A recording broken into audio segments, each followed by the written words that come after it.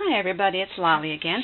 I wanted to show you this little project here. It's for pocket letters, and I don't know what to call this except maybe a quilted design. I was requested by a friend, Gwen, if I could do a little demo on this. So there's different ways of doing it, and these are just the ones that I came up with. Of course, last night while I was in bed, actually I dreamed about this most of the night and figured out how I was going to approach this in my sleep. I don't know why I do this, but I actually dream and solve my craft dilemmas. So you can see there's a pattern here of taking the ATC cards and cutting them in half on the diagonal and arranging them in here. These are all pattern pieces. I did not do anything with the backs because I was just doing this for demonstration purposes. So when you're doing yours, you do need to be aware of what's going on the back. So if you use a double-sided pattern paper, that would be great, or you'll need to put two pieces of paper in there, one facing each way.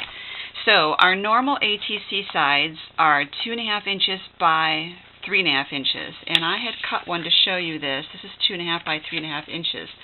But when you separate these, as you will, in order to make a stitching line, you can see how it gets taller. So in order to accommodate for that, when you have your card, you're going to want it cut at 2.5 by 3.25.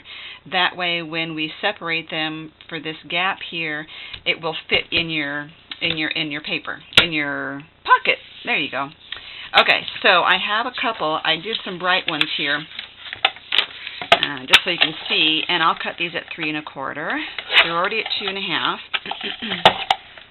And 3.25. Okay, so oops, that one didn't work. So we have these two. When I sew, let me turn this around. When I sew my pockets, I always sew from the bottom up if I'm doing anything vertical, because the way this is made, and it's slippery, if you start sewing top down, it starts pushing the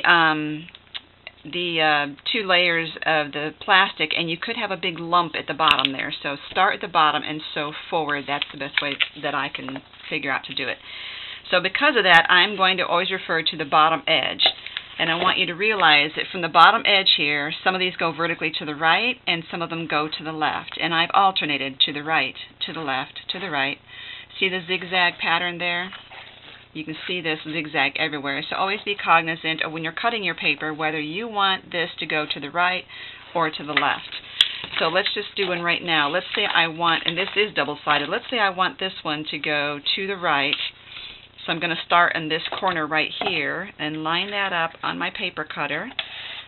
And I'm going to line up both this edge, that corner, and this corner on the cutting edge so that when I cut it, it'll fit in there. And I want this one to match as well because it's going to be the top piece for me. So I'm going to start in this corner here again, put that in my paper cutter, and line up the corners, and down it goes. So you can see how that's going to work there. And it still fits in there even with that gap. And these pieces can be used elsewhere. Because these are double-sided, it doesn't matter if I flip them over and do this. That's a nice thing about double-sided paper. And if you do not have a really easy cutter to use, go ahead and use, here it is. This is a wooden ruler, but it's got a metal edge on it. So all you would need to do is to take, well, here's a little scrap here, is to take your ruler and line it up with the two corners and then cut it with your X-Acto. Okay? I didn't cut that all the way through. It's easier for me to cut with a razor when I'm standing up. I have a hard time doing it when I'm sitting down.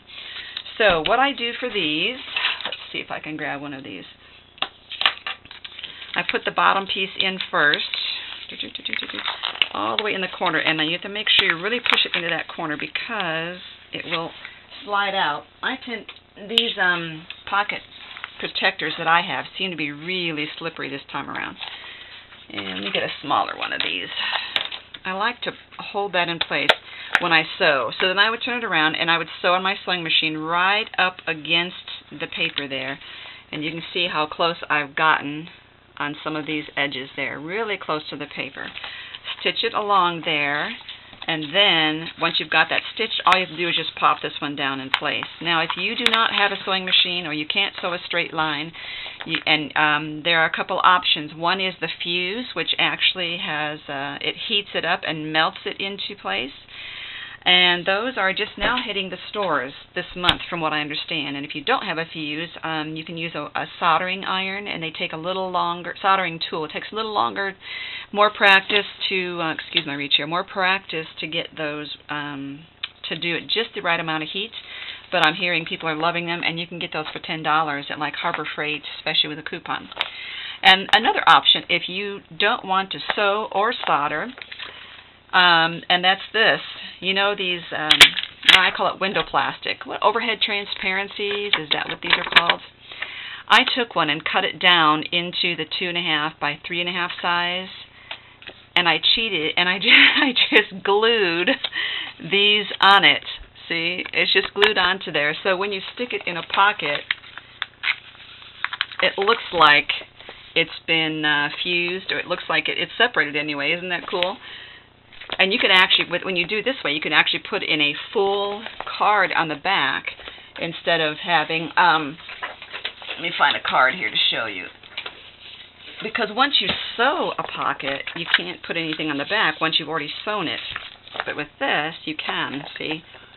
Pretty cool idea there. So I thought that was pretty fun, just gluing them onto that if you want to do that method. So the fun thing about these is, let's take this off here, is that you can make this great design, and before you sew it, you can embellish these papers before you stitch it. You can put little confettis down in each pocket. You don't have to do the whole page. You can do a column, 2 columns, you can do a row or every other row, and you can use regular ATC cards in the rest. So it's whatever you want to do. I was able to pin